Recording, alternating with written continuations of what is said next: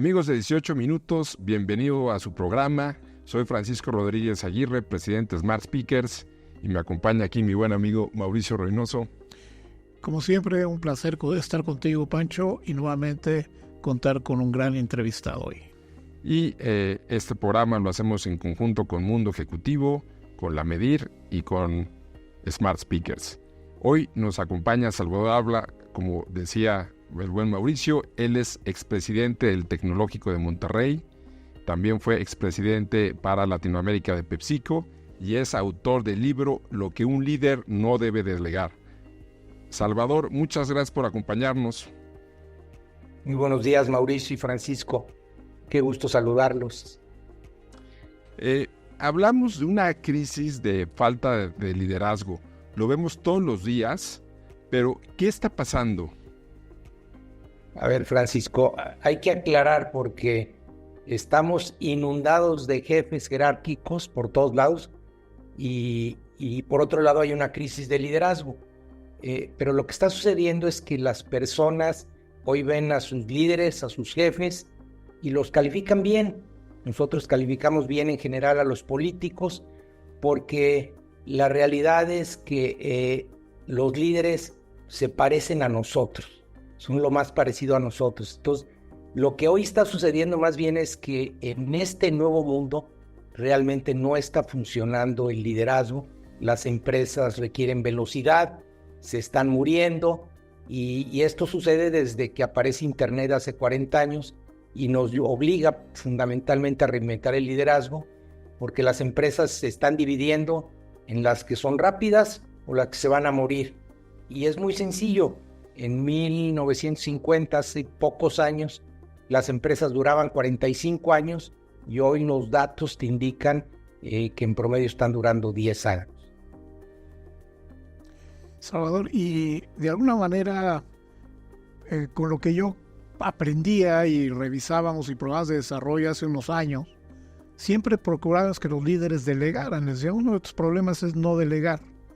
Hoy nos planteas esta postura. ¿Qué es lo que no deben delegar los líderes? Platícanos un poco entonces dónde queda lo que antes era una gran competencia y cualidad contra lo que hoy estás viendo y proponiendo. Mire, es exactamente el gran problema. No perdamos de vista que la empresa lo que tiene como objetivo número uno es crear valor y perdurar en el tiempo. Y lo más valioso que tenemos las personas es una cosa, que es el tiempo. Y la realidad es que hoy el reto que tenemos casi todas las organizaciones es cambiar más rápido, que la velocidad interna sea más rápida que el mundo exterior, que va exponencial, crear la innovación, que es posiblemente la competencia más importante, que sea un trabajo de todos los días y lograr que la gente, la organización, genere un propósito y que la gente se apasione y desarrolle su pensamiento crítico para mejorar continuamente y estar preparado para la transformación. Ahí es donde debe concentrar su energía el líder y todo lo demás simplemente lo puede delegar. Platícanos más sobre tu libro. ¿Cuáles son las principales aportaciones que trae? Mira, yo creo que es una reflexión muy importante a un cambio, a una inflexión, punto de inflexión que hay en la humanidad. Porque hoy un líder, si preguntamos definiciones, pues cada uno nos dará diferentes. A mí me parece que un líder es el que te alcanza a llevar a los demás a un lugar al que tú no te atreverías a ir solo. Y el libro fundamentalmente habla de ese proceso para transformar los negocios y cómo reinventas el liderazgo para ir más rápido. Y aquí en el libro pues encontrarás los cómo. Yo lo pude aplicar en 7 ocasiones en varios negocios e inclusive en 2 universidades. Es muy interesante esto que nos estás planteando justamente, pero que sea llevarte a una de las, diría yo, expectativas que más tenemos acerca de la actuación de los CEOs, y es la toma de decisiones en cualquier tipo de entorno, pero particularmente el que estamos viviendo hoy tan adverso y cambiante. ¿Hay alguna decisión que por el empoderamiento que hoy entiendo podemos generar en nuestros equipos de trabajo puedan o no ser delegadas a esos equipos? ¿Hay decisiones meramente propias de un CEO, Salvador? Sí, mira, al concentrar, si estamos hablando de que tu rol es perdurar en el futuro, ser relevante en un mundo en cambios, pues las tres cosas que un líder debe concentrar más de la mitad del tiempo y que si no lo hace está dando un síntoma de enfermedad en la organización. El primero es que se anticipe al futuro, que vea los potenciales riesgos, que los mitigue, que busque oportunidades de asociación o inclusive de vender la compañía antes de que pueda estar en peligro. El segundo tema que es importantísimo es atraer y desarrollar talento para que pueda crear organizaciones con células autónomas de gestión. Hoy vinimos de organizaciones que fragmentan el trabajo y crean silos de poder, y esto pues las hace caras y lentas. Entonces tiene que tener el talento adecuado y crear estas células. Y por último, y lo más complejo, es cuidar la cultura, modelar la cultura, porque es lo más valioso. Pero aquí el que logra tocar la cultura, alinear una organización, cambiarla y llegar a la cultura, pues logran resultados espectaculares en creación de valor de 3-4 veces más contra las empresas que no lo hagan. Salvador, un tema fundamental obviamente es el futuro. Platícanos más sobre más a detalle, por favor. Sí, mira, hoy la realidad es que las organizaciones, tú tienes que hacer que todos entiendan hacia dónde va la organización y sean parte de ella. Y la organización en términos generales tiene 3 grandes elementos.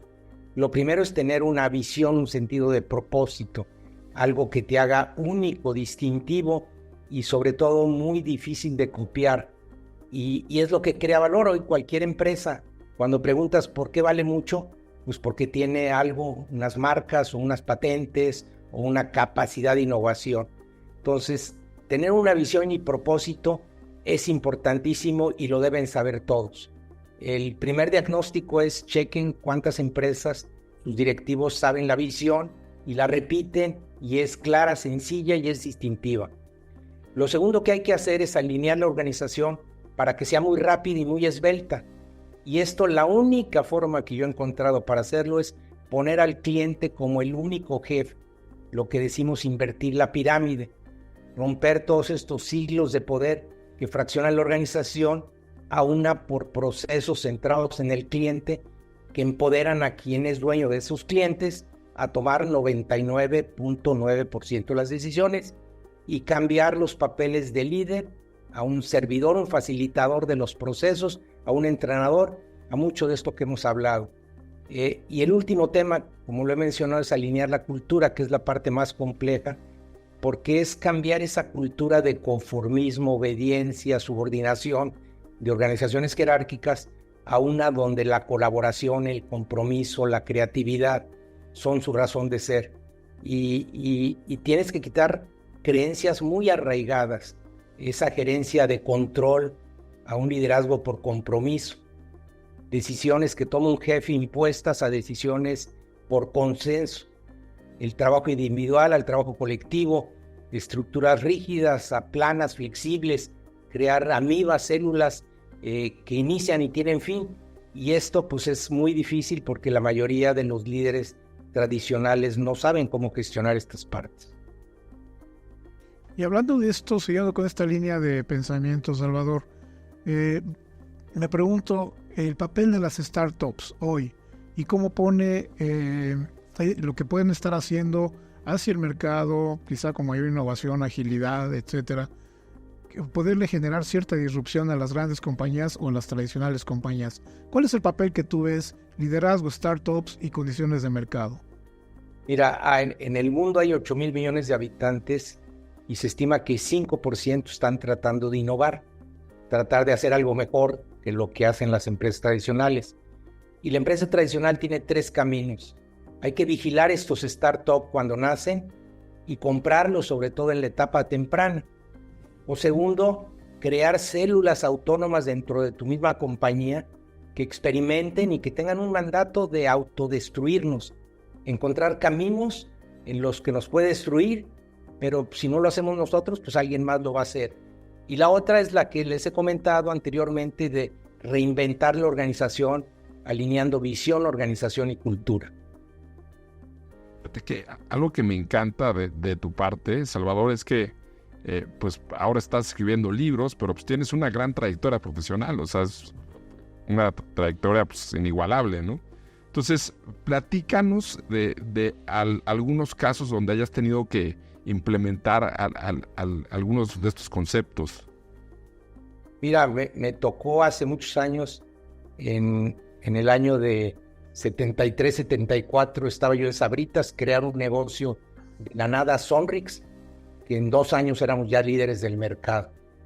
Después me tocó llegar a Monterrey hace ya muchos años a dirigir Gamesa, que era una empresa que había adquirido PepsiCo, y en 2 años, siguiendo esta misma metodología, se volvió la empresa más admirada o premiada en el sistema PepsiCo con el premio del fundador. Posteriormente tuvo asignaciones en Latinoamérica en el negocio de alimentos y después en bebidas, y sucedió también crecimientos exponenciales. Después tuve la oportunidad de dirigir el TEC de Monterrey, que tiene 2 universidades, TEC Milenio y el TEC de Monterrey, y sin duda podíamos hablar mucho, pero las organizaciones estas tuvieron resultados muy rápido. Por darte una idea, el TEC era la universidad en los rankings mundial 370, 80, y cuando la dejé en el 2020 y era la 158 del mundo y la 20 privada a nivel mundial, ¿verdad? Siguiendo sobre esto, el mismo proceso. Siguiendo justamente sobre estos ejemplos y el proceso que nos comparte Salvador, hoy hablamos muchísimo de cultura organizacional y yo creo que es el líder el que la va moldeando, ejemplificando, siendo congruente. ¿Cómo es que tú puedes compartir hoy con líderes que seguramente nos estén escuchando por qué es importante la cultura organizacional y cómo la puedes ir modelando como siendo máxima cabeza de una organización?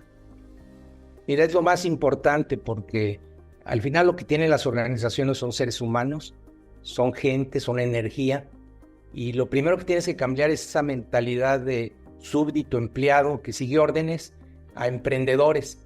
Tienes que crear esa mentalidad de dueños. Ahora, para crear la mentalidad de dueños tienes que empoderarlos y también alinear los objetivos y la forma de recompensar. Segundo, tienes que cambiar esa palabra del jefe decide a líderes y decir realmente el único jefe es el cliente para el que nosotros servimos. Y el otro tema, ceder el poder. Las decisiones que hoy yo tomo como jefe, las cedo al equipo y seguramente el equipo va a aprender y el equipo se va a adueñar cuando las decisiones se toman por consenso. Al final, una empresa lenta requiere empleados que sigan órdenes del jefe y el jefe pues tiene el privilegio de mando, pero también inspira temor. Y una empresa muy rápida requiere emprendedores, con esto que comento de mentalidad de dueños, que decidan por consenso y que tengan una visión, y sobre todo que el líder inspire confianza y esté orientado al servicio. Salvador, a lo largo de tu trayectoria, ¿cómo le hacías primero para identificar al buen talento y luego para atraerlo? Híjoles, qué buena pregunta, porque esa es la tarea más importante. Si me dijeras cuál es la más importante de un líder, esa es. Pero lo primero que tenemos que definir es qué queremos, porque si queremos estabilidad, está inundado, sobra mucha gente. El buen talento es muy escaso, quiere acción, no estabilidad. Generalmente lo catalogamos como rebeldes porque buscan flexibilidad, innovación, te retan al sistema. Pero el talento que ya tenemos hay que retener, es lo primero que tenemos que hacer, y salir también a buscar talento, porque el buen talento no anda buscando trabajo, le sobra trabajo, el trabajo lo busca. Y yo siempre he tenido 7 competencias que califico en una entrevista, y si 3 o 4 califican con 8, 9 o 10, me parece que hay muy buen talento. La primera es un pensamiento de futuro, es decir, que no tenga el espejo retrovisor hablando todo el tiempo, que sean confiables y que son excelentes ejecutando y que lo puedan demostrar, que sean estos líderes que te inspiran con una energía positiva, que de su conversación no ves quejas o pensamientos siempre negativos, que tengan autoconfianza y que sean muy sensibles a la cultura de las personas, que desarrollen el talento, pero disfruten desarrollando talento, que tengan experiencia probada y por último que tengan el carácter y sobre todo la fortaleza emocional para que cuando llegue una adversidad tomen esa actitud positiva de reto e energetizan a la organización para poderla abordar. ¿Me recuerdas algo, mi estimado Salvador, que me enseñó alguien con quien tuve la gran oportunidad de trabajar, que seguramente conociste, don Alfredo Martínez Urdal? Y él alguna vez me dijo: Mauricio, los líderes deben ser suficientemente humildes para enseñar, suficientemente humildes para aprender. Tú, Salvador, creciendo y desarrollándote en posiciones de tanta responsabilidad, platícanos un poco cómo es que te mantienes actualizado, cómo es que conoces cuáles son tus propias fortalezas, áreas en las que tienes que hacer algo diferente, para que los líderes puedan comprender la importancia de conocerse a sí mismos y mantenerse en un desarrollo continuo. Mira, lo primero tú lo mencionas, lo que decía Martín Soldarte, tienes que ser humilde por darte cuenta que hay un gran talento, que todos tienen posiblemente mejores habilidades.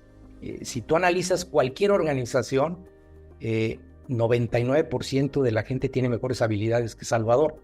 El que limpia, el que está haciendo labores de mantenimiento, todos son mejores que yo en su tarea.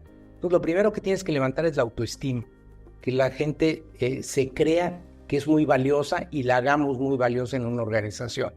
Yo creo que las organizaciones hoy desperdician la energía humana y ahí es donde se concentran estos jefes, en donde pues, prácticamente tienen la agenda llena porque todo el mundo quiere que tomen decisiones y los demás simplemente posiblemente no estén de acuerdo con esas decisiones, pero lo que están haciendo es proteger su trabajo.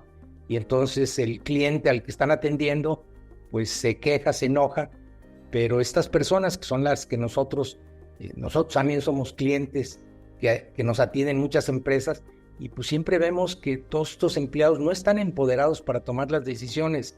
Es muy fácil detectar estos líderes yendo a un mostrador, una oficina, un teléfono, quienes realmente están enfocados al cliente, quienes se desviven por superar y al final el líder lo que tiene que hacer es vivir esa cultura y darle importancia al cliente como el único y verdadero jefe.